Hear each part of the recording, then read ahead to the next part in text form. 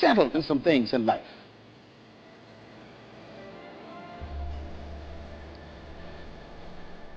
This woman want to take drugs. She's your sister. You love her. But you can't control her going back to the base house. There's some things you can't control. You got to settle it. Question number 5. There are things in life we cannot stop. You know, I came to that conclusion 30 years ago. There's some things you cannot stop. So what you do is you make arrangement for it to pass you. Let me say it again. There's some things you cannot stop. So you make arrangement for it to pass you. Because if you can't stop it and you get in front of it, it will still go where it's going, but you'll be destroyed.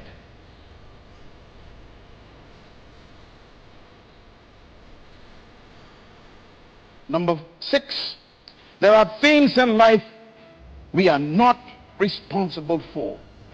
Say it and write it down. You sent your child to college. You paid the tuition. You tried your best, and they still came out and did some dumb things. You could not be responsible for that child's decisions.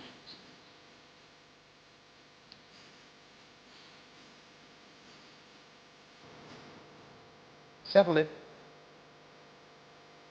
I say to you, number 7, there are things in life we cannot exceed.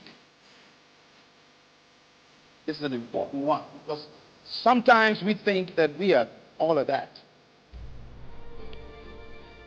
One of my favorite statements in life that have kept me at peace is this one: I don't know. Say it. Say it again. That's the most powerful statement you could make in life. There are some things that exceed you.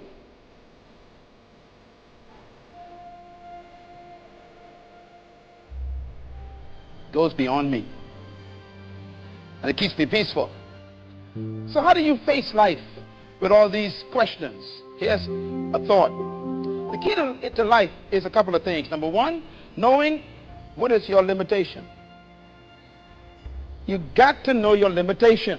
If you believe that you are more than you are, then the Bible says you are not wise. You got to know where the line is drawn, when you got to stop, when you can't go no further, when you can't get beyond something. You got to know your limitations, and my limitations keep me peaceful.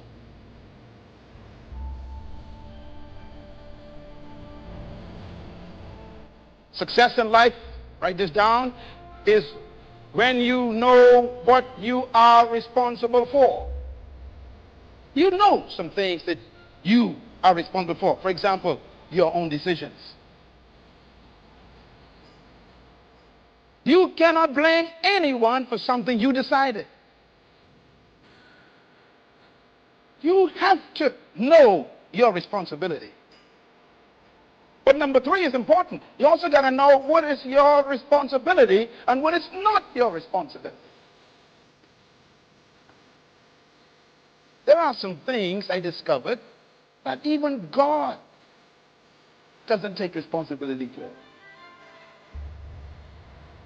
Like controlling your will. God died on the cross for you. Gave his life for us, shed his blood for our redemption, went to hell on our behalf, took the keys of death, hell, and the grave, came back out of the tomb, rose again, and he still cannot save us without our permission.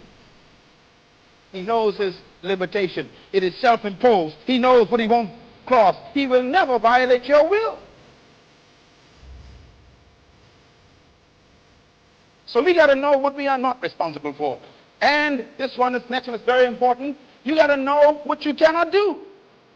Listen, sometimes your children do dumb things. You shouldn't walk around for 40 years feeling guilty about that. They're old enough now. I remember when my younger brother, who is now a preacher, he's an ordained minister. I remember he got involved in a little bit of negative company and got involved in a little experiment with drugs, and he's the only one in the family that got involved in that. And he's the only one that went to a Christian school, all expense paid. All of us went to government school. Mama died and paid nothing for us. They paid for this one. And he got in drugs. And I remember one day the police called the house, and I heard my mother say, "Take him to jail." And she hung the phone up. I said, "I love this mother." Why? He's an adult, she says. Do you know he's out of jail now and he's a preacher? Sometimes you got to go to jail to get your anointing. Some of them parents would say, "Don't send him." Mom would say, "Send him. He's old enough to make his own decisions." You got to know what you cannot do. You cannot make people do things.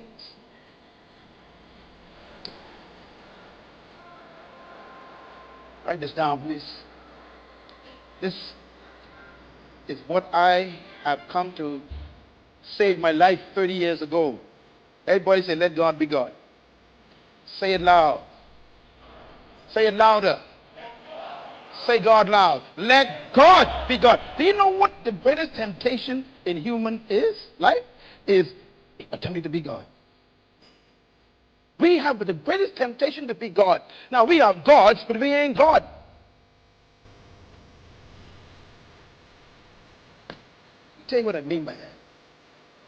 There are things only God can do. Write that down. This message comes right from God to you today. There's some things only God can do. Settle that. Number two, there are things only God knows. You will never know everything God knows. And there's some things God knows that he won't tell you. Why? It ain't none of your business. It's God's business. You don't know what God knows. So let God know what he knows. What you know, you deal with what you know. That's all you want to deal with, is what you know. What you don't know, let God know that. That keeps you peaceful. Number three, let God be God. Why? There are things only God understands. And I know you probably said that many times, but it's true. God understands some things only he understands. That's why I go to sleep. And one time I was up worrying about something. This is over 30 years ago. I dealt with this 30 years ago. And the Lord says, "Look, two of us ain't got to be up." Spoke to me just clearly. He says, "Two of us ain't got to be up. I don't slumber, so you sleep." I went to bed. Tell your neighbor, don't sweat it. Go to sleep this week.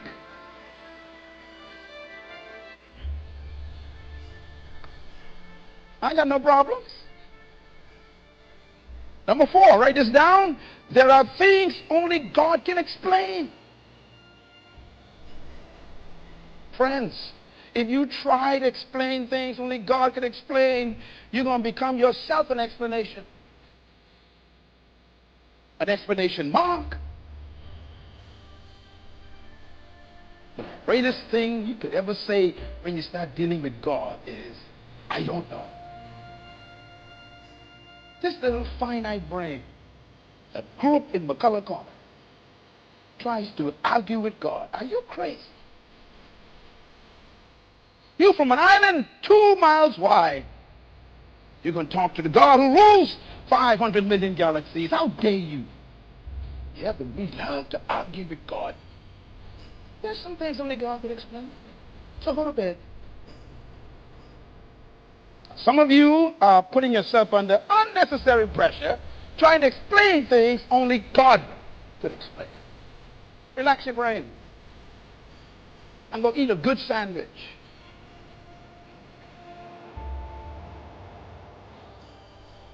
Let God be God. Why? Because you got to know your limits. You only know what he allows you to know. And he don't allow you to know too much. Because your mental capacity to contain God's vast knowledge is impossible. God gives us sentences, and he has a library. And this sentence can last you a lifetime. I put this to you, that when God is after a strong faith. Now, I'm going to drive this home today, and God's going to heal your mind. Everybody say strong faith. Write this down, please. Your faith is only as strong as the test it survived.